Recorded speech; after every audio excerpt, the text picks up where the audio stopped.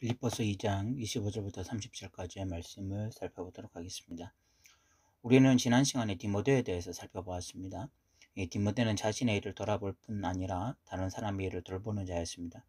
그는 바울과 깊은 영적 관계로 이 육체적 아비와 자녀의 관계를 뛰어넘는 영적 아비와 자녀였습니다. 바울은 디모데를 통해서 이 빌립보 교회의 사정을 좀 더 알기를 원했습니다. 바울이 참 신뢰할 수 있는 사람이 디모데였습니다. 또 한 사람을 바울은 보내려고 했는데 그는 바로 에바브로디도입니다. 그는 원래 빌립보 교회 성도로 바울에게 빌립보 교회의 헌금을 잘 전달해 준 자였습니다. 빌립보서 4장 18절에 보면 이 에바브로디도를 통해서 빌립보 교회 헌금을 잘 받았다라는 내용을 사도 바울이 말합니다. 에바브로디도에 대해서 바울은 25절에 이렇게 표현합니다. 그러나 에바브로디도를 너에게 보내는 것이 필요한 줄로 생각하노니 그는 나의 형제요 함께 수고하고 함께 군사된 자요 너희 사조로 내가 쓸 것을 돕는 자다 라고 이야기하고 있습니다. 이 에바브로디도에 대해서 세 가지 표현을 쓰는데 나의 형제다, 또 함께 수고하고 함께 군사된 자다, 또 나의 사자다, 너희 사자다 이런 표현을 쓰죠.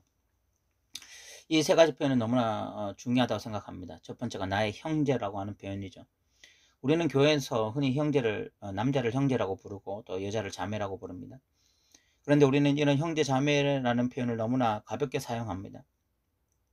서로 전혀 감정 교류가 없고 심지어 이 영적인 교류가 없는데 그냥 뭐 외부적으로 굉장히 그냥 표현을 할 때 그냥 뭐 형제다 자매다 이렇게 너무 쉽게 표현해요. 그래서 이런 용어들이 너무나 이렇게 가볍게 그냥 사용되어진다라는 그런 생각을 지울 수가 없어요.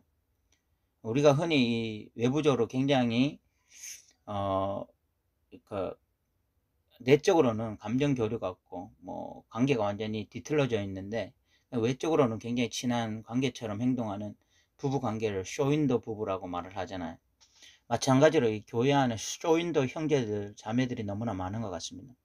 아무런 감정적 교류도 없고 영적 교류도 없는데 그냥 형제 자매라고 이렇게 부르다 보니까 이 용어들이 너무나 이렇게 가볍게 느껴지는 거죠. 근데 지금 사도 바울이 에바브로를 향해서 나의 형제라고 부르는 것은 이 가벼운 단어가 아니라 굉장히 무거운 단어입니다.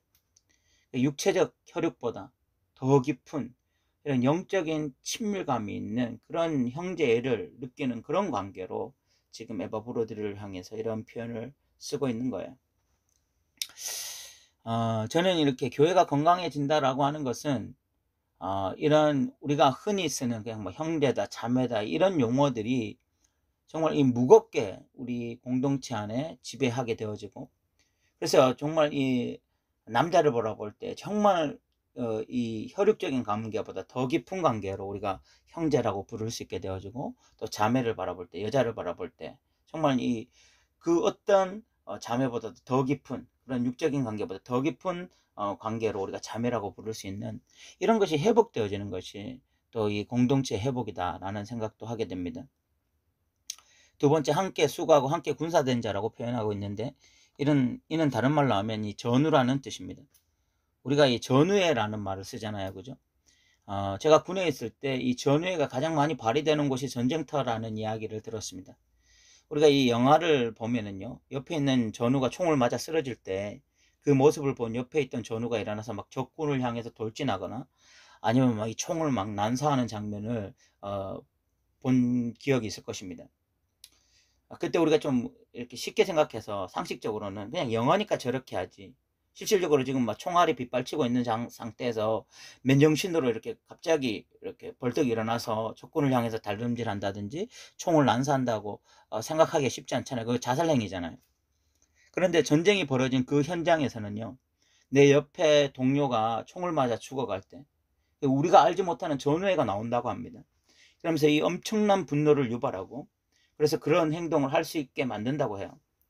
사도 바울이 지금 에바브로들을 향해서 전우라고 말한 것은 그런 의미입니다. 생사를 같이 하는, 또 고난을 같이 하는, 그 고난을 함께 통과하고 있는 진짜 이 전우로서 전우애를 느낄 수 있는 그런 치열한 영적 전쟁 가운데 있었던 것입니다. 우리 그리스도인들이요, 정말 이 전신갑주를 취하고 에베소서에서 말하는 것처럼 전신갑주를 취하고 우리의 싸움이 혈과 육에 대한 것이 아니고 정말 권세와 정세와 이 어둠의 세상 주관자들과의 싸움을 하기 시작할 때 그 싸움을 내가 혼자서 하는 것이 아니라 이 공동체로 함께 이 싸움을 하게 될 때 정말 우리는 이런 전우회를 느끼기 시작할 것입니다. 사탄의 어떤 그런 강력한 공격, 그리고 어떤 이 세상, 이 시스템이 얼마나 진리를 거부하는 시스템이고 또 이 진리를 역행하는 시스템인지, 이런 시스템 안에서 우리가 성경적인 것을 추구하는 그런 영적 전쟁을 해나갈 때, 이 공동체로 함께 이 싸움을 해나갈 때 정말 내 옆에 있는 성도가 그냥 성도로 보이는 것이 아니라 정말 함께 싸우는 이 전우로 보이면서 이런 전우회가 생기고, 그래서 사도 바울과 같이 사도 바울이 에바브로를 향해서 함께 군사된 자라라고 말한 것처럼 우리 안에도 이런 고백들이 있을 거라고 생각해요. 또 세 번째는 너희 사자라고 말하는데, 이는 빌립보 교회가 에바브로디도를 바울에게 보내요. 바울에 있을 것을 채웠기 때문에, 그래서 빌립보에서 파송한 사람이기 때문에 너희 사자라고 표현하고 있죠. 그런데 이런 에바브로디도가 이 바울에게 와서, 아니면 또 오면서, 그 사도 바울에게까지 오면서 죽을 병에 걸리게 되었습니다. 27절에 보면 그가 병들어 죽게 되었다라는 이야기를 하고 있죠. 선교 여행 중에 병에 걸렸는지 아니면 바울에게 가서 병에 걸렸는지는 알지 못하지만 어쨌든 이 죽을 병에 걸린 이런 상황이었어요. 여러분, 죽을 병에 걸린 사람의 최대 관심사는 뭐죠? 여러분이 당장 죽을 병이 걸렸다면 여러분은 무엇에 관심을 가지겠습니까? 어떻게 하면 이 병에서 낫겠느냐, 그 생각 아니겠어요? 그런데 이 에바브로디도가 어떤 생각을 하고 있는지 한번 우리가 보면 26절에 그가 너희 무리를 간절히 사모하고 자기가 병든 것을 너희가 들은 줄을 알고 신이 근심했다라고 이야기하고 있습니다.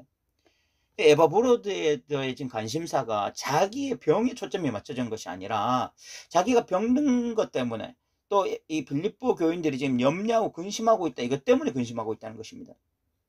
여러분, 이 태도, 이 누구에게서 봤던 거 아닙니까? 바로 사도 바울에게서 봤던 태도죠. 사도 바울은 감옥 안에 갇혀 있었고요. 이 빌립보 교회에 보면은, 이 빌립보 상황을 보면, 그리고 또 언제 죽을지 모르는 그런 사형수로서 감옥 안에 갇혀 있었는데, 그가 기뻐했던 이유는 빌립보 교인들이 복음에 동참하고 있기 때문이다. 그러니까 사도 바울의 최대 관심사가 감옥에서 언제 출소하느냐가 아니라 빌립보 교인들이 어떻게 신앙생활을 하고 있느냐라는 것이었습니다. 에바브로도 마찬가지로 그의 근심의 근원이 자신이 죽을 병에 걸린 것, 이런 것이 아니라 결국은 빌립보 교인들이 지금 근심하고 있다, 이것이었다는 거예요. 사도 바울은 빌립보서 1장 27절에 복음에 합당하게 생활하라 라고 말씀했습니다. 그 복음에 합당하게 생활하는 것 중에 하나가 뭐냐면 각각 자기 일을 돌볼 뿐만이 아니라 남의 일을 돌보는 것이라고 이야기했습니다. 사도 바울은 자신이 말한 대로 살았죠. 자신이 감옥에 갇혀서도 어떤 자신의 일에 집중하는 것이 아니라 여전히 빌립보 교인들에 관심이 많았습니다. 그런데 사도 바울뿐만이 아니라 에바브로디도도 그렇게 산 것이죠. 에바브로디도 역시 자신이 죽을 병에 걸려 있었음에도 불구하고 빌립보 교인들이 자신 때문에 걱정하는 것으로 더 근심하는, 그런 남을 돌볼 수 있는 그런 관점으로 살았고요. 누구보다도 이렇게 사신 분이 있다면 바로 예수님이죠. 예수님은 이 땅에 사시는 동안 자신을 위한 삶이 아니라 철저하게 타인을 위한 삶을 사셨죠. 다른 말로 하면 복음에 합당한 생활을 하셨습니다. 이 복음에 사로잡힌 자들의 특징은 자신의 삶을 돌아보는 것에 모든 에너지를 쏟는 것이 아니라 타인의 삶을 위해서 에너지를 쏟으며 살아가는 자라는 것을 우리는 다시 한번 확인하게 돼요. 저는 오늘날 점점 더 개인주의, 이기주의가 하나의 문화로 자리 잡고 있다는 생각을 합니다. 또한 먹고 살기가 너무나 어려워진 시대예요. 직장인들도 언제 이 명퇴를 당할지 모르는 그런 상황이고, 자영업자들은 이 심각한 경영난 속에서 언제 이 경영을 포기할지, 언제 회사가 문을 닫을지 이렇게 모르는 상황 속에서 위태롭게 지금 경영하고 있는 경우들이 많습니다. 이런 상황에서 과연 예수님처럼, 사도 바울처럼, 바울과 또 디모데나 에바브로디도처럼 자신을 돌아볼 뿐만이 아니라 남을 돌아보는 삶에 대해서 우리가 이렇게 논의하고 그런 삶을 과연 살 수 있을까요? 이것이 정말 뜬구름 잡는 이야기가 아니라 실제적인 삶의 이야기가 될 수 있을까요? 저는 얼마든지 가능하다고 생각합니다. 이런 삶을 살 수 있는 유일한 방법은 관점을 다르게 하는 것입니다. 보이는 상황만 보면 사람은 여유가 없어지고 이렇게 살 수가 없어요. 그런데 복음에 합당한 삶에 대해서 진지하게 묵상을 한다면, 하나님 나라 백성의 정체성에 대해서 깊이 생각한다면, 하나님의 능력과 은혜를 기대한다면 우리는 충분히 이렇게 살 수 있습니다. 자신을 돌아볼 뿐만이 아니라 남을 돌아보는 삶을 살 수 있는 것, 이것이 바로 복음에 합당한 삶입니다. 그리고 이런 자들에게 어울리는 표현이 나의 형제라는 표현, 나의 전우라는 표현, 사자라는 표현일 것입니다. 그런데 하나님의 은혜로 이 에바브로디도가 극제로 살려지게 되었습니다. 27절에 보면 그가 병들어 죽게 되었으나 하나님이 그를 긍휼히 여기셨고 그뿐 아니라 또 나를 긍휼히 여기사 내 근심 위에 근심을 면하게 하셨다라고 말씀하고 있습니다.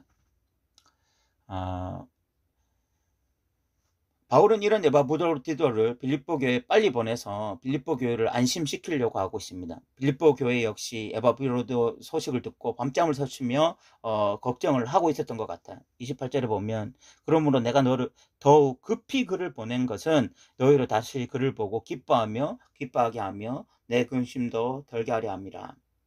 이 빌립보 교회 성도들은요, 그냥 에바브로디도를 이 바울에게 파송하고 그리고 또 바울에게 적당한 물질을 보내면 우리 할 일 다 했다, 우리 끝이다, 이렇게 하면서 그냥 자신들의 일에 모든 에너지를 쏟는 자들이 아니라 언제나 이 바울의 상황에 대해서 관심이 많았고, 또 자신들이 파송한 에바브로디다가 이 병들었다는 소식을 들었을 때 누구보다 고통하면서 누구보다도 더 열심히 기도했던 것이 빌립보 성도들이었습니다. 그러니까 빌립보 성도들 역시 이 하나님 앞에서 구경꾼들이 아니라 정말 함께 다름질하는 그런 형제들이었고 전우였던 것입니다. 저는 이 부분에 너무 감사가 돼요. 빌립보 교회 성도들이 구경꾼이 아니라 바울과 디모데와 에바브로디도와 함께 다름질하고 있는 전우였다는 것이 저는 너무 큰 위로가 되고 너무 큰 감사가 됩니다. 오늘날 너무 많은 그리스도인들이요, 이 뛰는 것을 멈춘 자들이 많습니다. 영적 전쟁하는 것을 멈춘 자들이 너무나 많아요. 그리고 오히려 교회에 와서 서비스를 받으러 오는 소비자들처럼 보이는 경우가 너무나 많습니다. 그들은 교회의 건물이나 시스템이 주는 혜택들을 누리기를 원하고 거기다가 어떤 영적인 감흥을 주는 또는 감동을 주는 좋은 설교를 들으면 금상첨화라고 생각합니다. 그런데 중요한 것은 공동체로 함께 전쟁하는 법을 모르는 전우가 되지 않는 그리스도인들이 너무 많아요. 지금 바울, 디모데, 에바브로디도는 옆에서 포탄이 터지고 있고요, 불화살이 쏘아지고 있고, 그래서 지금 사느냐 죽느냐 이런 문제를 가지고 지금 영적 전쟁하면서 치열하게 다리르게 하고 있는 군사들인데 그 옆에서 지금 게임 구경하듯이 그렇게 구경꾼의 자리에 있는 그런 그리스도인들이 너무 많은 거 오늘날. 근데 빌립보 교인들은 그렇지 않았습니다. 그들은 바울의 복음을 들은 첫날부터 지금까지 복음에 함께 뛰는 자들이었습니다. 그들은 적극적으로 에바브로디도를 자신들의 대표로 바울에게 보내서 바울을 돕게 했고 자신들로 역시 물질로, 마음으로, 기도로 동참했습니다. 그들은 결코 구경꾼이나 방관자들이 아니었습니다. 그들은 열심히 필드에서 뛰고 있는 실질적인 선수들이었고 전우들이었습니다. 저는 이것이 오늘날 교회가 회복해야 할 아주 중요한 것 중 하나라고 생각합니다. 오늘날 교회는 하나님의 백성은 많은데 제자는 없다라는 말을 많이 합니다. 제자도가 상실되었다고 말합니다. 그런데 성경적으로 하면 하나님의 백성과 제자는 절대 분리되지 않습니다. 하나님의 백성이 제자고 그 제자가 하나님의 군사들입니다. 그럼 우리에게서는 이런 것들이 분리되어지는 일이 없기를 바라고요. 사도 바울은 이런 에바브로디도를 보내면서 빌립보 교회가 그를 잘 존중히 여기기를, 존중이 잘 받기를 부탁하죠. 29절에 이러므로 너희가 주 안에서 모든 기쁨으로 그를 영접하고 또 이와 같은 자들을 존중히 여기라 라고 이야기하고 있죠. 그리고 30절에 보면 그 에바브로디도는 그가 그리스도의 일을 위하여 죽기에 이르러도 자기 목숨을 돌보지 아니한 것은 나를 섬기는 너희의 일의 부족함을 채우려 함이라. 에바브로디도가 놀라운 것이요, 그런 어떤 죽을 병에 걸렸는데도 자기를 어떤 병에 걸렸다 여기에 초점을 맞춘 것이 아니라 여전히 하나님 나라를 위해서 멋지게 다름질하고 있었다는 거야. 신앙의 숨은 영웅이 이렇게 많은 것 같아요. 엘리야가 멋지게 이 갈멜산 전투를 하고 난 다음에 이제 영적 침체가 오면서 하나님 앞에 나만 남았다. 하나님 저밖에 없습니다. 다 바알과 아세라의 그 무릎을 꿇었습니다. 다 바알과 아세라 숭배자들 뿐이 없습니다. 이 북이스라엘이 끝났습니다. 저만 남았습니다. 라고 이야기할 때 하나님이 바알과 아세라에게 무릎 꿇지 아니한 7,000명의 숨은 신앙의 영웅들이 있다. 엘리야야 힘내라 라고 말씀하셨습니다. 사도 바울 시대에 바울과 같은 어떤 보이는 신한 영웅만 있었던 것이 아니라 에바브로디드와 같은 우리가 잘 알지 못하는 많은 내용이 담겨 있지만 이런 숨은 신앙의 영웅들이 있었고, 그런 숨은 신앙의 영웅들은 자신이 죽을 병이 걸려도 하나님 나라를 위해서 여전히 전진했습니다. 저는 오늘날도 마찬가지라고 생각합니다. 오늘날 이렇게 자본주의가, 이렇게 물질 만능주의가 세상을 지배하고 있는 이런 시대, 여전히 진리를 붙잡고 이런 물질에 무릎을 꿇지 아니하고 오직 하나님 나라를 위하여 다름질하려고 하는 하나님의 숨은 영웅들이 곳곳에 있을 것이라고 생각합니다. 그 사람들 중 하나가 우리가 되길 원합니다. 그래서 우리가 끝까지 믿음으로 전진하는 저와 여러분 되셨으면 좋겠습니다. 들어주셔서 감사합니다.